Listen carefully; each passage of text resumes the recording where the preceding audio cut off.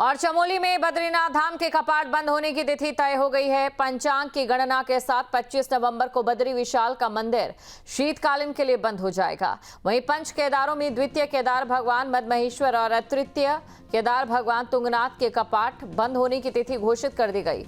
भगवान मदमहेश्वर के शीतकालीन गद्दी स्थल ओंकारेश्वर मंदिर के कपाट आगामी 18 नवंबर को बंद कर दिए जाएंगे। भगवान मदमहेश्वर की चल विग्रह उत्सव डोली धाम से रवाना होकर विभिन्न यात्रा पड़ावों पर श्रद्धालुओं को आशीर्वाद देते हुए 21 नवंबर को शीतकालीन गद्दी स्थल ओंकारेश्वर मंदिर में विराजमान होगी। और वहीं दूसरी ओर भगवान तुंगनाथ के शीतकालीन गद्दी स्थल मक्कूमठ में घोषित तिथि के अनुसार भगवान तुंगनाथ के कपाट आगामी 6 नवंबर को शीतकाल के लिए बंद किए जाएंगे। कपाट बंद होने के बाद भगवान तुंगनाथ की चल विग्रह उत्सव डोली धाम से रवाना होकर विभिन्न हिल स्टेशन पर भक्तों को दर्शन देते हुए 8 नवंबर को शीतकालीन गद्दी स्थल मक्कूमठ में विराजमान होगी।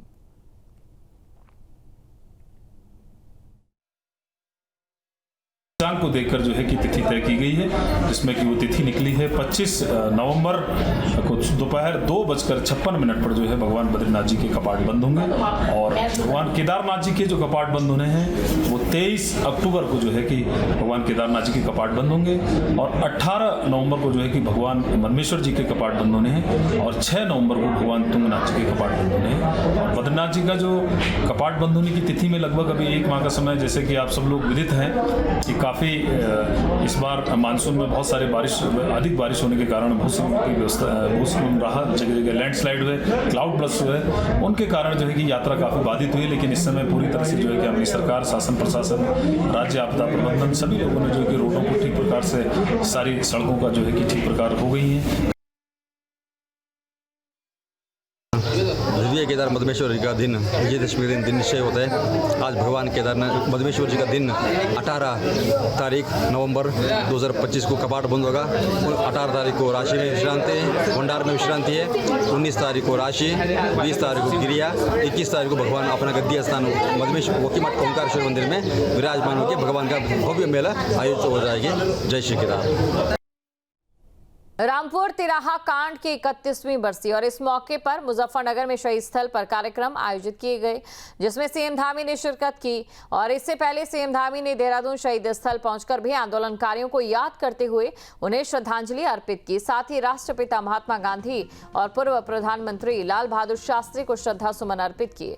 उन्होंने कहा कि उत्तराखंड सरकार ने संस्कृति को बचाने के लिए लैंड जिहाद, लव जिहाद और थूक जिहाद पर सख्त फैसले लिए। साथ ही रामपुर तिराहा कांड के दोषियों को सजा मिलने की उम्मीद जगी है। इसमें पूर्व केंद्रीय राज्य मंत्री संजीव बालियान ने उनके आग्रह पर न्यायालय में प्रमुखता से पैरवी कराई। उन्होंने कहा कि रामपुर तिराहा कांड घटना उत्तराखंड समेत देश के इतिहास में काला अध्याय है। ये घटना जलियांवाला बाग हत्याकांड से भी ज्यादा क्रूर थी। न्यायालय ने इसे भी माना है। मुख्यमंत्री ने कहा, राज्य आंदोलनकारियों के संघर्ष और बलिदान से ही उत्तराखंड राज्य का निर्माण संभव हो सका है। उन्होंने कहा, राज्य सरकार आंदोलनकारियों और शहीदों के परिजनों के कल्याण के लिए निरंतर संकल्पित है और उनके हितों और सम्मान की रक्षा के लिए हर संभव प्रयास करती रहेगी।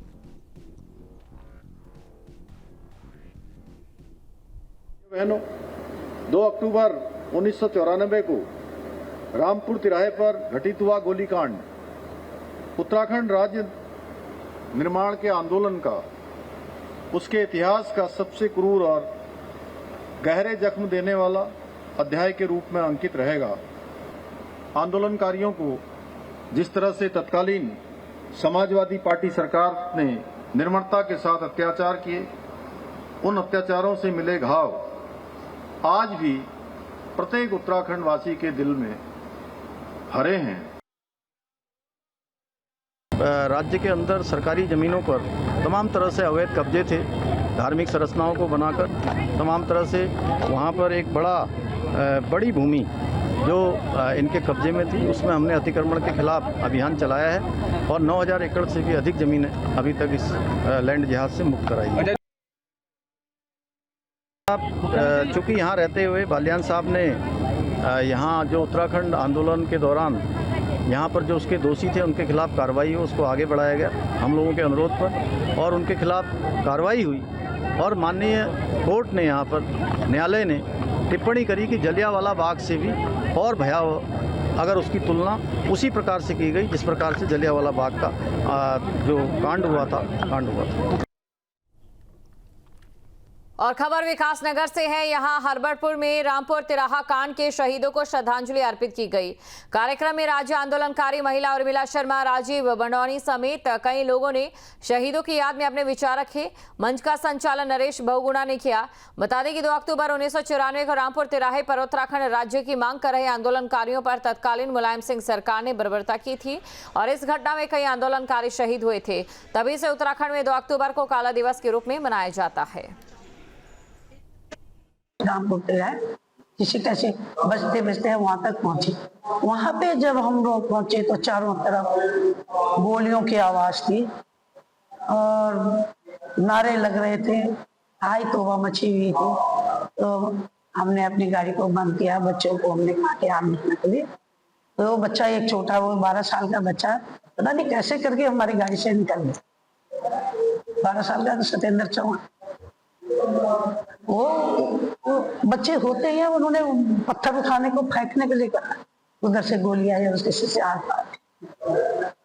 वो जब नजारा हमने देखा तो मालूम नहीं कि उस माँ की शक्ति है, वो उस आंदोलन की शक्ति है। यहाँ उस चीज को देख के हमारा दिल इतना मजबूत होगा। मैं कमला पंत जी थे तो हम लोगों ने अपने बच्चों को बिल्कुल बंद कर दिया।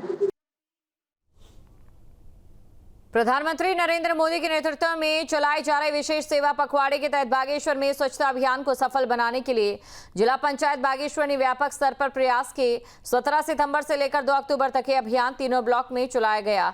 जिला पंचायत अध्यक्ष और अपर मुख्य अधिकारी ने स्वच्छता के प्रति जागरूकता बढ़ाने के लिए गाँव-गाँव स्वच्छता उपकरण भी वितरित किए।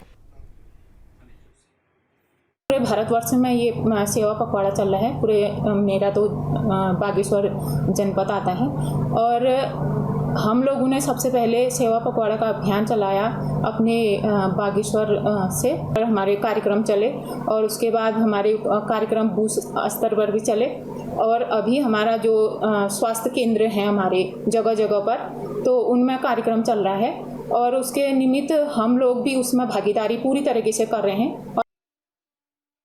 17 तारीख से कॉन्टीन्यूस हम लोग जो है 2 अक्टूबर तक हमने जो बाजार चयन कर रखी है, इन सभी में जो है स्वच्छता का कार्यक्रम जिला पंचायत के द्वारा कराया जा रहा है। इसके साथ ही जिला पंचायत जो है लाइसेंस शुल्क भी जो है लेती है ग्रामीण क्षेत्रों से। तो मेरा सभी जो ग्रामीण क्षेत्र में व्यवसाय कर रहे व्यवसायी हैं उनसे अनुरोध रहेगा कि वो जो जिला पंचायत द्वारा लाइसेंस लिया जाता है उसे जो है ससमय उसका भुगतान करें।